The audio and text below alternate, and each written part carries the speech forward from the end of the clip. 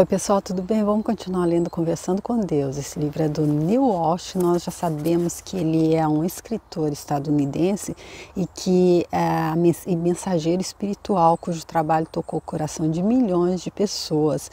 Ele escreveu diversos livros sobre a espiritualidade contemporânea ao longo da carreira dele. E ele decidiu partilhar o que sabia a partir do momento em que entrou em contato com Deus, escrevendo a série best-seller Conversando com Deus. Que já foi traduzida para mais de 30 idiomas, e ele também fundou uma organização sem fins lucrativos que promove conferências, seminários, workshops e retiros para pessoas interessadas em desenvolvimento pessoal e espiritual. Ou seja, trata-se de uma pessoa que está buscando cumprir a missão dele, que eu acredito que seja realmente grandiosa, de estar ajudando a expandir a consciência das pessoas. E eu vi um vídeo do professor Hélio Couto também, que eu também tenho essa missão, acredito eu, ali no canal dele, Hélio Couto Oficial. A gente encontra muitos vídeos ali, muitas horas mesmo de palestras que ele dá, que são assim realmente uma forma de transmutação de quando a gente ainda está preso ali naquelas crenças limitantes, naqueles paradigmas que nos, como o nome diz, limita.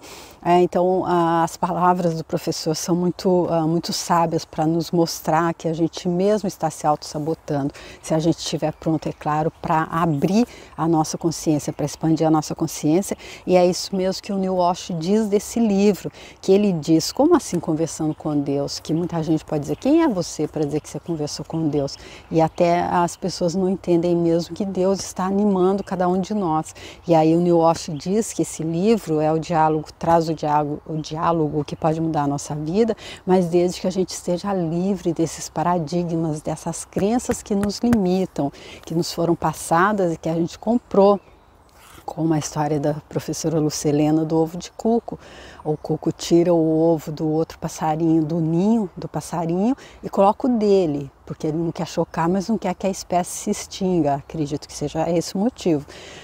Não seria só por maldade, afinal ele não é humano ainda, o cuco. E aí o passarinho choca aquele ovo pensando que é o dele, e depois alguém vai dizer para ele, não, esse filhote não é seu, e ele vai dizer que é dele. É como as crenças que a gente recebeu, o pacote completo ali de crenças, que a gente recebeu não por maldade dos nossos pais, dos nossos dirigentes religiosos, mas porque foi isso que eles entenderam e eles passaram para frente. Mas aí, se a gente não pensa por nós mesmos, nós mesmos somos aqueles que nos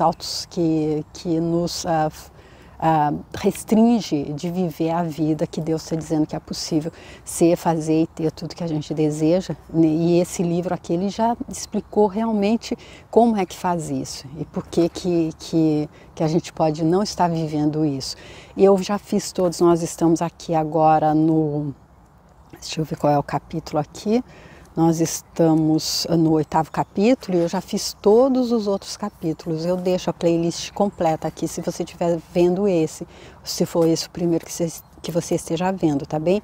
E aí nós estamos nesse 8º capítulo que trata de relacionamentos.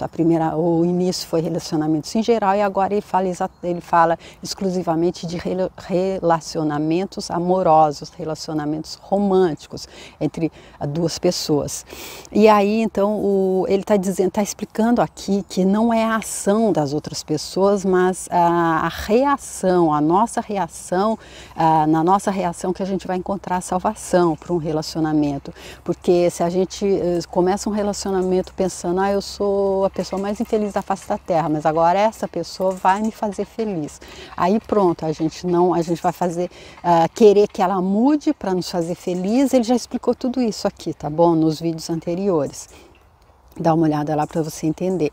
Mas aí quando Deus diz isso, que a gente não deve então tá levando tão para o pessoal, quando alguém no relacionamento nos machuca, nos magoa, aí o Neil Walsh diz o seguinte: eu sei, mas isso de algum modo nos deixa a impressão de que não deveríamos nos preocupar com o que as outras pessoas nos fazem nos relacionamentos. Elas podem ter qualquer atitude e desde que mantenhamos o nosso equilíbrio, nos centremos em nós mesmos e consideremos o que é importante, nada poderá nos afetar. Mas as outras pessoas realmente nos afetam. Às vezes, os atos delas realmente nos magoam. É quando surge a mágoa nos relacionamentos que eu não sei o que fazer. É muito fácil dizer, deixa isso para lá, faça com que este fato não signifique coisa alguma para você. Mas eu realmente fico magoado com as palavras e os atos das outras pessoas nos relacionamentos. E aí vamos ver o que Deus vai explicar para ele aqui, já que ele está dizendo, é fácil falar, Deus, poxa, não se magoa, mas especialmente a gente já entendeu que todas as doenças, quando elas aparecem, somatizam e aparecem no físico, é porque elas vieram ali do emocional gerados pelo mental. E muitas vezes, eu acredito que na maioria das vezes, é por alguma coisa que alguma outra pessoa nos fez. Aí a gente se sente tão magoado, tão ressentido, que isso acaba se transformando em uma doença que pode até fazer com que o nosso corpo físico pereça. E aí eu acredito que Deus está tendo toda a razão aqui em dizer, não leva para o pessoal, não deixa isso como Napoleão Hill diz, não fica segurando um carvão em brasa esperando para jogar na pessoa que te magoou, porque só vai ferir você mesmo. E aí então vamos ver o que Deus diz para o Neil Walsh, continuando. Chegará o dia que não ficará. Esse será o dia em que compreenderá e tornará real o verdadeiro significado dos relacionamentos, a verdadeira razão da sua existência. É porque você se esquece do que os relacionamentos significam que reage assim. Mas não faz mal, isso é parte do processo de crescimento, da evolução. É o trabalho da alma que você é capaz de fazer é o trabalho da alma que você é capaz de fazer em um relacionamento. Contudo, isso envolve uma profunda compreensão, uma grande lembrança. Até você se lembrar disso, e então lembre-se também de como usar o relacionamento como um meio de criação do eu. Deve trabalhar no nível em que se encontra, o nível da compreensão, boa vontade e lembrança. Aqui eu entendo, pelo que Deus já disse ali anteriormente, que quando a gente não está sendo quem nós somos no nosso cerne, no nosso íntimo, de verdade, nós somos seres infinitos, divinos, fazendo uma experiência humana. E é só dessa forma que nós esquecemos isso. Então Deus dizendo aqui que isso envolve uma profunda compreensão e uma grande lembrança. Eu acredito que a gente tem que lembrar quem a gente é e vestir isso que a gente é, ser o que a gente é de verdade, e aí é possível não se afetar pelo que o outro faz, porque a gente sabe que nada do que está lá fora muda alguma coisa, sim só o que é de dentro, é a água de dentro do navio que faz ele afundar, e não a que está fora. Vamos ver a continuação. Por conseguinte, há iniciativas que você pode ter quando reage com sofrimento e magia ao que a outra pessoa está dizendo ou fazendo. A primeira é admitir honestamente para si mesmo e para ela como está se sentindo. Muitos de vocês têm medo de fazer isso porque acham que os fará parecer ruins. Em qualquer lugar em seu íntimo, você percebe que provavelmente é ridículo sentir-se assim. Provavelmente é uma fraqueza sua, você está acima dessas coisas, mas não pode evitar, ainda se sente assim. E aqui Deus, eu acredito, dizendo que as DRs em um relacionamento são super importantes, porque a pessoa não está ali dentro, às vezes a pessoa fez alguma coisa e ela não tinha a menor intenção de magoar, de nos magoar. E aí magoou, a gente ficou Magoou. Aí a gente fica guardando aquilo, é segurar o carvão em brasa que vai só queimar a gente. A pessoa não tem como adivinhar o que a gente está pensando. Então a gente deve falar, deve conversar. Mas Deus diz que às vezes isso a gente não faz exatamente porque a gente não quer mostrar fraqueza. Ah, isso, se eu disser isso, ele ou ela vai achar que eu realmente estou muito dependente dele ou dela, alguma coisa assim, acredito. E aí Deus continua. Há apenas uma coisa que você pode fazer: respeitar seus sentimentos, porque respeitá-los significa respeitar o seu eu. E você deve amar ao próximo como ama a si mesmo. Como pode esperar compreender e respeitar os sentimentos do próximo se não respeita os seus? Grande máxima aqui de Deus. Então, a gente deve amar o próximo como a nós mesmos, como o próprio Jesus Cristo nos ensinou. Deus confirmando aqui. E também respeitar. Se a gente respeita os nossos sentimentos, eu estou me sentindo magoado, viu?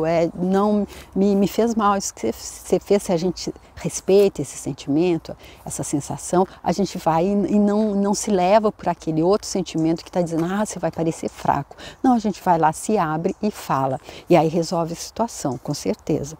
E aí como é que a gente, e isso vai fazer bem não só para a gente, mas para o outro também, porque como é que a gente pode respeitar os sentimentos dos outros se a gente não respeita inicialmente o nosso?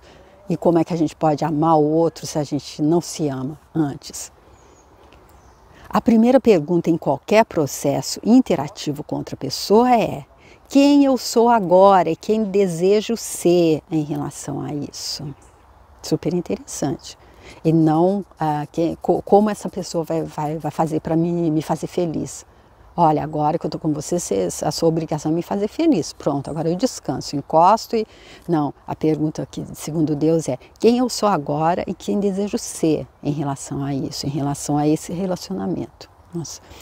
Frequentemente você só se lembra de quem é e de quem deseja ser quando experimenta alguns modos de ser. É por esse motivo que é tão importante respeitar seus sentimentos mais verdadeiros. Se o seu primeiro sentimento é negativo, simplesmente tê-lo frequentemente é tudo que é preciso para evitá-lo. E, peraí, vamos ler de novo para entender. Se o seu primeiro sentimento é negativo, simplesmente tê-lo frequentemente é tudo que é preciso para evitá-lo. Então, não entendi de jeito nenhum. Porque se o primeiro sentimento é negativo e tê-lo frequentemente é tudo que precisa para evitá-lo, então eu não entendi, mas vamos continuar. É quando você tem aversão, raiva, revolta e vontade de querer dar o troco que pode repudiar esses primeiros sentimentos por não corresponderem a quem deseja ser. Sim. Agora entendi. Cada vez que a gente tem, quanto mais a gente tem esses sentimentos negativos, mais a gente pode então estar ali exercitando o músculo de repúdio a esses sentimentos que não correspondem a quem a gente deseja ser. O mestre é aquele que já passou por tantas experiências desse tipo que sabe antecipadamente quais serão as escolhas finais dele. Não precisa experimentar coisa alguma. Já viu esse filme e não gostou. E como a vida de um mestre é dedicada à constante realização do eu, como o conhece, nunca teria esses sentimentos.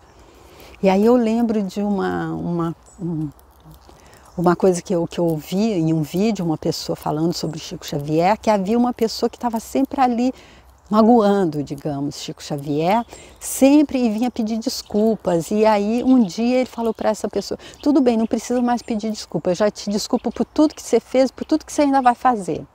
Eu não acredito, não sei se foi exatamente com essas palavras, mas foi com esse sentido. Ou seja, um mestre, um professor, como Chico Xavier porque o mestre maior é Jesus Cristo, então eles já não precisam experimentar coisa alguma, eles já viram esse filme e não gostaram, então pronto, você vai me magoar, eu te perdoo, eu te desculpo, a minha reação é sempre te perdoar e te desculpar, porque eu sou isso, eu sou o absoluto, o ser divino absoluto que não se importa, porque ele sabe que é a reação, apenas a reação dele é que vai fazer a diferença e não que a pessoa, não é a ação das outras pessoas, mas em sua reação que você encontrará a salvação. É por esse motivo que os mestres mantêm a calma diante do que os outros poderiam chamar de calamidade. O mestre bendiz a calamidade porque sabe que das sementes do desastre e de todas as experiências vem o crescimento do eu. E o segundo objetivo da vida do mestre é sempre o crescimento. O segundo, eu acredito que é porque o primeiro é aquele de estar, então, sendo quem ele verdadeiramente é. O segundo objetivo é sempre o crescimento. Porque quando uma pessoa se realiza plenamente, não lhe resta outra alternativa além de ser mais ainda ela mesma. Ou seja, esse, o segundo objetivo da vida do mestre é sempre o crescimento, porque quando ele se realiza plenamente, qualquer pessoa se realiza plenamente, não resta outra alternativa além de ser mais ainda ela mesma. E aqui anteriormente ele disse que o mestre bendiz toda e qualquer calamidade, porque ele sabe que há uma semente de êxito em toda a adversidade, como diz o Napoleão Hill ali no livro O Capitão da Minha Alma, Senhor do Meu Destino. Eu fiz esse livro inteirinho, eu deixo a playlist aqui se você quiser ver, tá bom? É nesse estágio que a pessoa passa do trabalho da alma para o trabalho de Deus, porque é isso que eu sou capaz de fazer. Eu presumirei, pelos objetivos desta discussão, que você ainda está realizando o trabalho da alma, tentando tornar real quem realmente é. A vida lhe dará, eu lhe darei, muitas oportunidades de criar. Lembre-se de que a vida não é um processo de descoberta, mas de criação. E ele já disse ali no início, na vida a gente não veio para descobrir, a gente veio para criar. E qualquer pensamento a gente cria através do pensamento. Pensou, criou. O professor Hélio Couto sempre repete isso. Pensou, criou. Você pode criar repetidamente quem é. De fato, o faz todos os dias. Contudo, do modo como a situação está agora, nem sempre tem a mesma reação.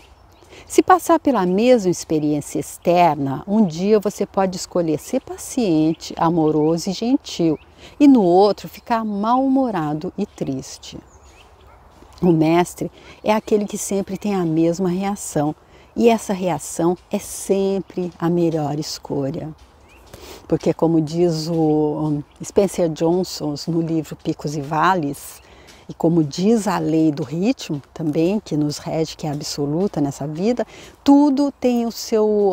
A gente não pode estar sempre em cima, a vida é de picos e vales, mas a vida é de picos e vales enquanto a gente não é senhor, capitão da nossa alma, senhor do nosso destino, porque ele está dizendo aqui, o mestre é aquele que sempre tem a mesma reação. E essa reação é sempre a melhor escolha. Porque enquanto a gente ainda está indo do pico para o vale, a gente às vezes, a gente pode passar pela mesma experiência externa e um dia ser paciente, amoroso e gentil, e no outro a gente já está mal-humorado, a gente já fica triste, a gente já se ressente.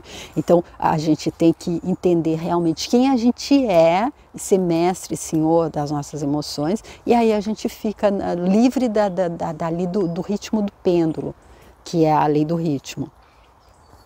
O mestre é aquele que sempre tem a mesma reação, e essa reação é sempre a melhor escolha.